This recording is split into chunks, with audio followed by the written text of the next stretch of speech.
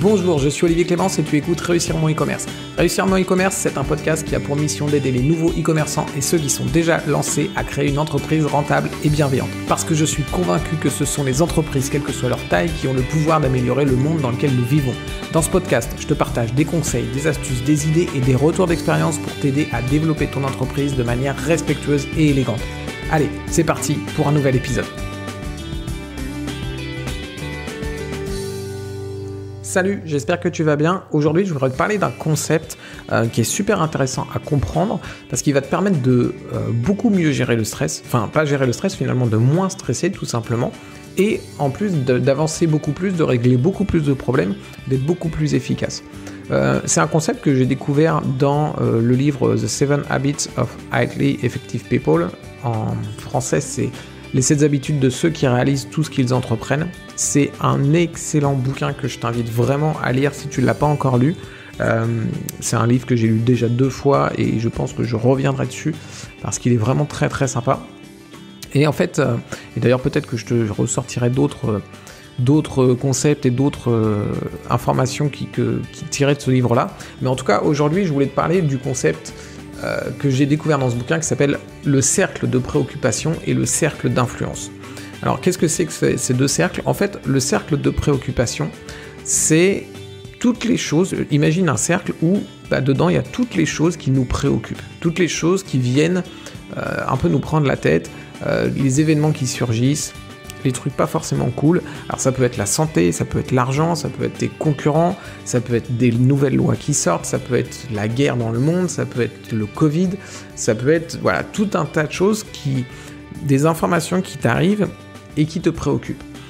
Et imagine que donc ça c'est un cercle avec toutes ces informations, tous ces événements qui sont à l'intérieur de ce cercle-là. Et à l'intérieur de ce cercle, tu as un autre cercle qui est plus petit, qui est ton cercle d'influence. En fait, dans ton cercle de préoccupation, il y a des choses sur lesquelles tu ne peux absolument rien faire et il y a aussi des choses sur lesquelles tu peux agir. Et ces choses sur lesquelles tu peux agir, c'est le deuxième cercle, donc le deuxième cercle concentrique, celui qui est à l'intérieur du cercle de préoccupation, qui est plus petit. Ce deuxième cercle, c'est ton cercle d'influence, ce sont les choses sur lesquelles tu peux agir. Et typiquement, on parlait de la santé. La santé, peut-être que tu as des problèmes de santé, peut-être qu'il y a quelque chose qui te gêne, et peut-être que tu ne peux pas tout régler dans tes problèmes de santé, mais tu peux agir sur certaines choses. Peut-être que tu peux faire du sport, tu peux faire plus attention à ce que tu manges, tu peux te coucher plus tôt, mieux gérer ton sommeil, etc. etc. Tout ça, c'est des choses sur lesquelles tu peux agir. Tu ne peux sans doute pas agir complètement sur ta santé. Par exemple, la vieillesse, on ne peut pas agir sur le fait qu'on vieillit. Par contre, on peut agir sur certaines choses. Et c'est intéressant de comprendre ça et intéressant de comprendre ce que ça fait quand on se focus sur notre cercle de préoccupation ou au contraire si on se focus sur notre cercle d'influence. Les personnes qui vont se concentrer sur leur cercle de préoccupation, c'est des personnes, et tu vas le voir, des fois il y en a qui se concentrent essentiellement là-dessus et c'est pas forcément les personnes les plus agréables et c'est pas forcément les personnes avec qui tu as le plus envie de discuter. C'est des personnes qui ont un avis sur tout le temps. Ils ont toujours un avis à donner, ils ont toujours quelque chose à dire sur tout et tout le temps. Et la plupart du temps, cet avis n'est pas forcément positif.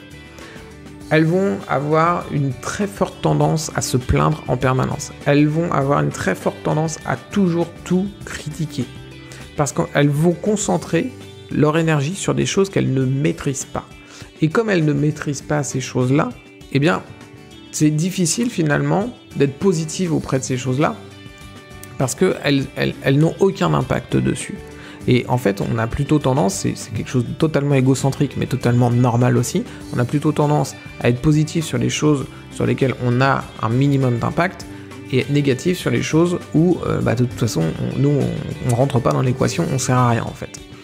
Et du coup, ce qui ressort de ces personnes-là, c'est qu'elles vont toujours avoir une énergie négative, ou du moins majoritairement une énergie négative, et le fait de se concentrer sur des choses qu'elles ne maîtrisent pas, le fait de passer leur temps à regarder, de voir les problèmes, la guerre dans le monde, de voir le Covid, tout ce que ça fait, les morts qui sont générées par cette maladie, etc., ça va renforcer leur sentiment de perte de contrôle, parce qu'elles ne maîtrisent pas tous ces éléments-là, et elles se concentrent essentiellement là-dessus, donc elles ont l'impression que 90, 95, 99% de leur vie, elles ne maîtrisent absolument rien. Et donc elles vont avoir ce sentiment de perte de contrôle, et c'est un facteur majeur de stress et de dépression. Donc les personnes qui se concentrent essentiellement sur leur cercle de préoccupation sont des personnes qui sont plus stressées que la moyenne et qui ont un plus grand risque de finir en dépression au final. Et à l'inverse, tu as les personnes qui vont se concentrer sur leur cercle d'influence. Ces personnes-là, ce sont des personnes qui vont faire avancer les choses aussi bien pour elles que pour les autres. Pourquoi ? Parce que pendant que les autres se plaignent, pendant que les autres regardent de façon passive et ont toujours un avis à donner sur les choses mais ne font rien, eh bien, les personnes qui se concentrent sur leur cercle d'influence, elles vont agir. Elles vont faire bouger les choses. Et elles vont pas éradiquer le Covid, elles vont pas arrêter la guerre dans le monde, mais elles vont faire des choses à leur niveau qui vont faire avancer les choses pour elles et pour les personnes autour d'elles.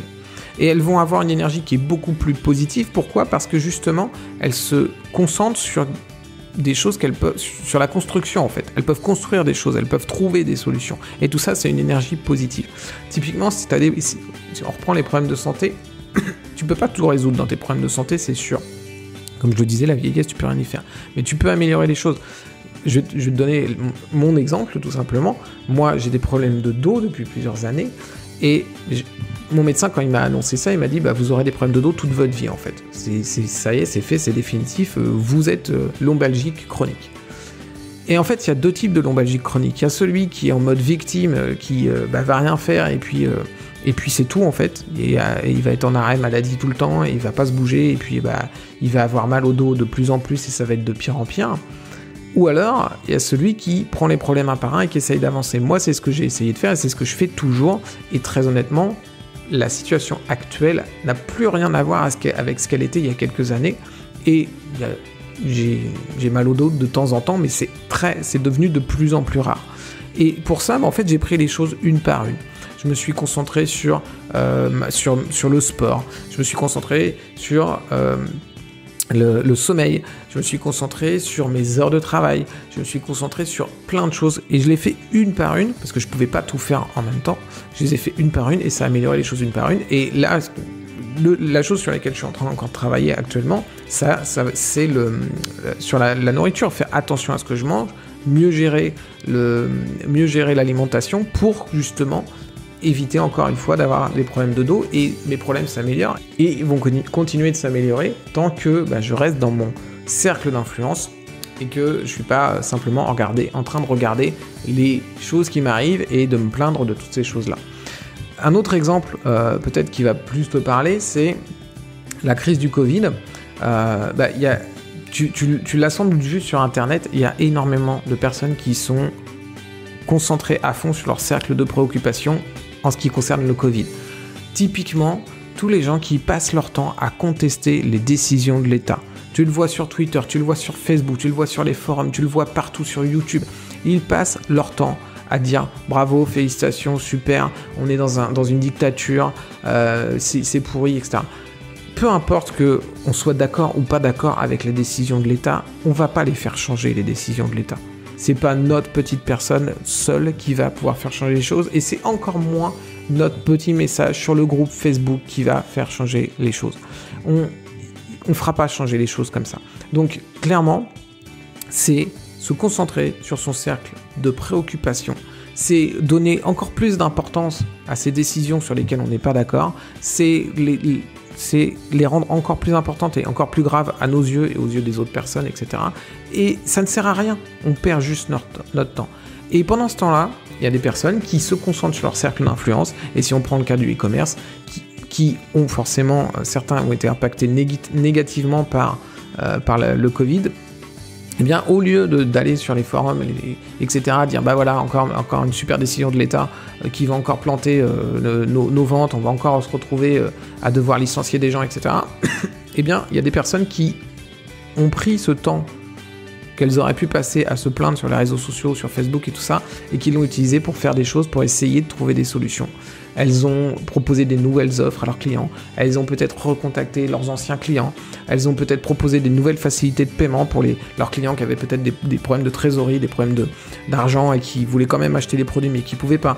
Elles ont peut-être contacté leur banque pour voir les crédits, elles se sont renseignées sur les aides de l'État qui étaient disponibles pour éviter justement qu'il y ait trop de problèmes sur les entreprises et que les entreprises coulent. Enfin voilà, il y a plein de choses qu'on pouvait faire et qu'on peut toujours faire pendant cette crise qui sont plus utiles que se concentrer sur les décisions de l'État alors qu'on ne peut rien y faire. Donc l'idée c'est vraiment ça, c'est de se concentrer sur les choses sur lesquelles tu peux avoir une influence et finalement de ne pas t'occuper des choses sur lesquelles tu n'as pas d'influence, qui sont juste dans ton cercle de préoccupation. Il y a 2 choses que tu peux faire qui peuvent vraiment te faire avancer là-dessus et que moi je pratique au quotidien, c'est déjà arrêter d'ingurgiter trop d'informations qui ne servent à rien. Typiquement, le journal télévisé. Le journal télévisé, c'est le truc par excellence qui va remplir ton cercle de préoccupation, mais sur lequel tu peux absolument rien faire et qui va rien t'apporter dans ton cercle d'influence. Tu vas voir des incendies, tu vas avoir des accidents de voiture, tu vas avoir des vols, tu vas avoir des meurtres, tu vas avoir des personnes, des enfants abandonnés, tu vas avoir la guerre, tu vas avoir la maladie dans des pays où tu n'iras jamais, où tu peux de toute façon pas aller maintenant. Tu vas avoir des nouvelles lois qui sortent qui te concernent absolument pas. Tu vas avoir un nombre d'informations qui en plus sont 99% négatives. Tu vas avoir un nombre d'informations incroyables sur lesquelles tu n'as aucun impact. Tu ne peux absolument rien faire. C'est juste une perte de temps. Donc tu peux clairement ne plus regarder ou moins regarder les informations si tu veux toujours les regarder un petit peu, le journal télé. Moi je t'avouerai que ça fait des années que je ne regarde plus le journal télé et je suis pas mort du tout, je survis toujours et étrangement je comprends toujours le monde dans lequel je vis. Donc c'est pas forcément une nécessité, mais ça fera peut-être l'objet d'un autre podcast de est-ce qu'il faut regarder les informations ou pas. Mais déjà, la première chose que tu peux faire, c'est déjà en ingurgiter un peu moins, de casser un petit peu cette habitude de se regarder le journal télé et de comprendre que finalement, il y a très peu d'informations qui te sont vraiment utiles dans ce programme. Et ensuite, la deuxième chose que tu peux faire, c'est élargir ton cercle d'influence. Parce qu'évidemment, ton cercle d'influence, c'est toutes les choses sur lesquelles tu peux agir. Donc si tu peux agir sur plus de choses, eh bien, tu vois, imagine encore tes 2 cercles, hein, ton cercle de préoccupation, et ton cercle d'influence. Plus ton cercle d'influence est grand et se rapproche de la taille de ton cercle de préoccupation, eh bien, moins tu as de stress, plus tu peux faire avancer les choses, etc. Comment tu peux faire ? Bon, alors évidemment, plus tu as d'argent, plus ça t'aide à avoir de l'influence. C'est donc déjà une première chose. Si tu as des solutions pour gagner plus d'argent, tu auras des solutions pour élargir ton cercle d'influence. Mais sinon, après, ce que tu peux faire aussi, c'est te former. Plus tu seras éduqué, et quand je te parle d'éduquer, c'est pas juste de l'information comme le journal télévisé peut t'en donner, c'est de l'information que tu peux utiliser. Donc c'est te former, prendre des formations, acheter des formations et les suivre et les appliquer. Et tu peux aussi réseauter, te créer un réseau plus grand parce que en fait ton cercle d'influence, eh bien, il va s'élargir fortement si tu as des bons contacts, des contacts avec qui tu peux vraiment faire des partenariats, des contacts avec qui tu peux demander de l'aide, etc. et qui vont réellement te faire avancer parce que tu vas récupérer une partie du cercle d'influence de la personne avec qui tu es en contact et avec qui tu as une bonne relation. Donc voilà, te former et faire du réseau, ça va t'aider à élargir ton cercle d'influence et donc à faire avancer plus les choses et à beaucoup moins stresser. Voilà, si cet épisode t'a plu, tu sais ce que tu peux faire, hein. C'est toi qui permet de développer ce podcast, c'est toi qui permet de le faire connaître. Donc si tu es sur un système où tu peux laisser une note ou laisser un commentaire, n'hésite pas à le faire, ça va améliorer la visibilité du podcast. Typiquement sur Apple Podcast, tu peux le faire. Et si jamais tu es sur un système qui ne te permet pas de faire de notation, qui ne te permet pas de laisser de commentaires, eh bien, tu peux tout simplement partager cet épisode à quelqu'un à qui tu penses que ça peut servir. Tu peux l'envoyer par email, tu peux le partager sur tes réseaux sociaux. C'est toi qui vois, c'est toi qui sais comment le faire le mieux. Et moi, je compte sur toi pour m'aider à développer ce podcast. Allez, ciao.